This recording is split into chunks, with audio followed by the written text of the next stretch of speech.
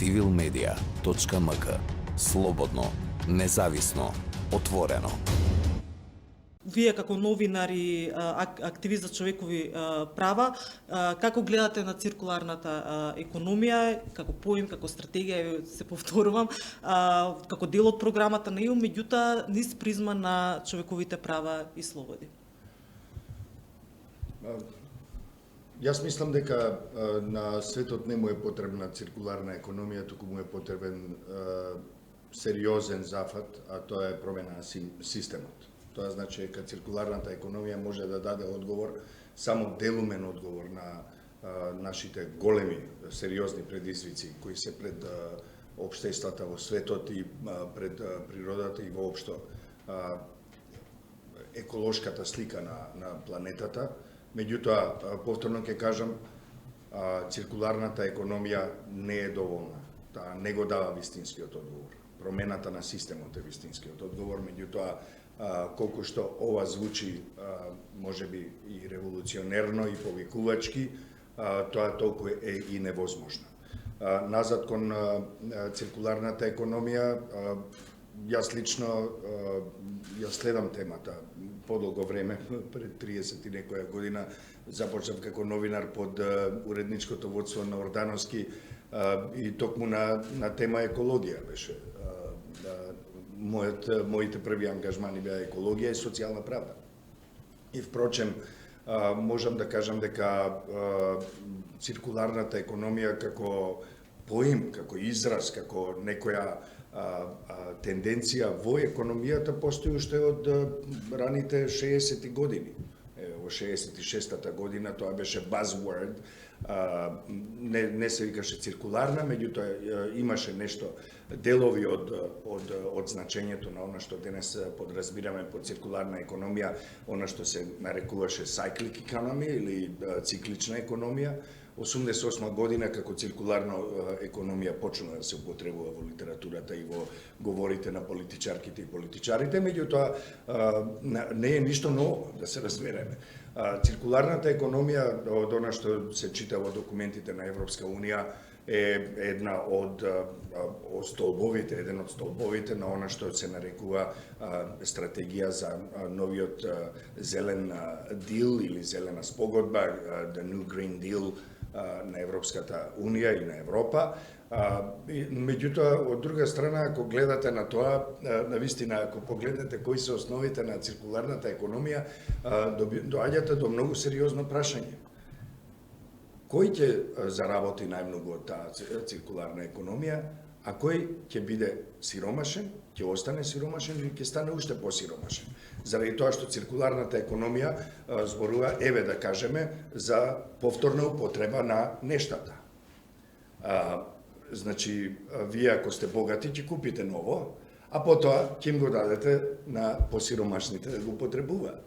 И на најсиромашните да го употребат она последното што е останато. Да поправате, а да не фрлате. Се разбира дека тоа е дел од културата на едно просечно општество или, ако сакате, и семејство, уште по микро ниво да одиме. Меѓутоа, дали циркуларната економија со промоција на рециклирање, повторна употреба и така натаму ќе придонесе кон тоа конзумеризмот како глобална култура да се намали? Или само ќе се продолжи векот на траење на одредени продукти?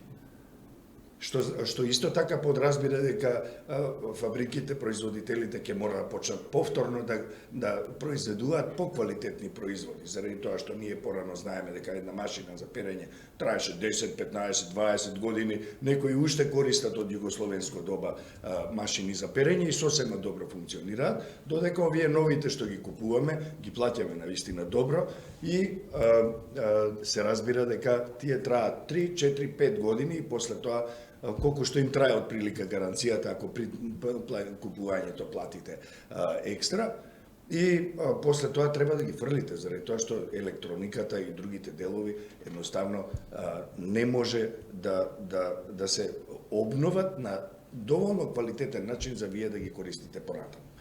Тоа истото се однесува на многу други работи, почнувајќи од лаптопот што е пред тебе, завршувајќи со сите други уреди што се околу нас и кои на кои сме навикнати како на еден секојдневен комодитет. Замислете да ги нема. Тогаш ќе имаме повеќе циркуларна економија, но тогаш нема да биде истата цивилизација. Тогаш конзумеризмот ќе треба да се тргне од дневен ред, меѓутоа конзумеризмот, освен тоа што е начин на живење и на постоење на економски, општествени, па и културен план, ако сакате, вие имате исто така и зависност од конзумеризмот. И да се вратам назад кон социјалната правда. Вие велите дека циркуларната економија ќе отвори нови работни места и така натаму. Погледнете кој ќе сака да ги земе тие работни места во таа нова циркуларна економија, односно во новите начини на спроведување на циркуларната економија. Дали циркуларната економија подразбира нови работни места кои се атрактивни за младите генерации? Или тоа ќе бидат работни места кои и во денешно време, а и порано ги сметаме за понижувачки работни места? Слабо платени работни места. Циркуларната економија подразбира една многу силно, добро развиена, супер фантастична, блескава комунална хигиена. Кој работи сега таму, за колку пари и на што личи комуналната хигиена? Рециклирањето се разбира дека е апсолутно еден од стожерите на циркуларната економија.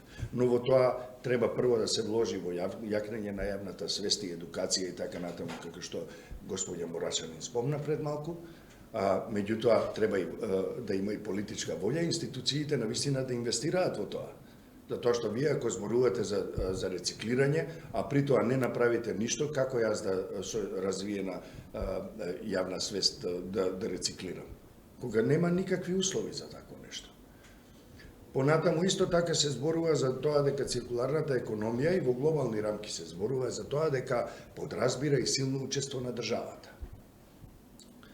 И тоа подразбира на некој начин стимулирање на циркуларната економија, на компаниите да работат на зелени работни места, да рециклираат, да го продолжуваат рокот на траењето и да прават поквалитетни, подолготрајни производи, да даваат услуги наместо производи, нели тоа е една од аспектите, една од поентите многу силни, многу битни во циркуларната економија, да не купувате телефон, туку да го користите за одредени пари и така натаму, па потоа да го замените за понов, подобар, со мали доплати и така натаму и така натаму. И сето тоа подразбира некаква државна интервенција во циркуларната економија. Што правиме? Значи, одиме кон социјализам или пак одиме кон тоа граѓанката или граѓанинот два пати да ја платат истата работа и впрочем да испадне поскапо да бидете во еден систем на циркуларна економија отколку во овој систем. Затоа што државата ја плаќате вие, како преку своите даноци, казни и така натаму. Така е. Значи, плаќате државата да им даде на компаниите субвенции за да можат да произведуваат на начин кој е соодветен на циркуларната економија. И потоа излегувате од дома, откако уредно сте платиле даноци или казни или придонеси, излегувате на пазарот и купувате производи кои се во рамките на циркуларната економија и тоа не се баш производи, туку се услуги, па ги враќате назад и дополнително плаќате. Два пати плаќате, три пати плаќате на тој начин. И тоа луѓето го знаат, не се наивни, и заради тоа Европска унија супер убаво тоа изгледа како го замислиле во својата стратегија 2019 година, The New Green Deal, па после тоа и стратегијата за циркуларна економија.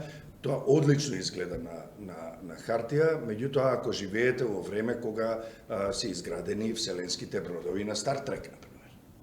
Меѓутоа не и во денешно време, кога имате една воена ситуација во срцето, речиси во срцето на Европа, имате една тотална неравноправност во економијата, во социјалната правда, експлоатација на помалите за сметка на богатењето на поголемите, нееднаквости во општеството и така натаму. Уште Мартин Лутер Кинг, и тоа годината кога го убија, во 1968 година, кажа дека сечи труд има достоинство. И го има и во книга, и во неговиот долг говор, тогаш кога го одржа во 68 година. И во кој вели дека луѓето кои се во било која професија имаат дигнитет и мора да се третираат така. Тој има одличен економски модел, предложи уште во почетокот на 60-тите години. Мартин Лутер Кинг кој е политичар и борец за човекови права на африканските американци, кој зборуваше за работи кои беа слични на онаш за кои ние денес 50 и кусур години, скоро 60 години повеќе, подолго и подоцна зборуваме. И тој исто така кажа дека и оној што е во комуналната хигиена и оној што е во Институтот за атомска физика треба да бидат третирани подеднакво, може би различно платени, меѓутоа треба да бидат третирани и да биде почитувано нивното човеково достоинство. Civilmedia.mk. Слободно, независно, отворено.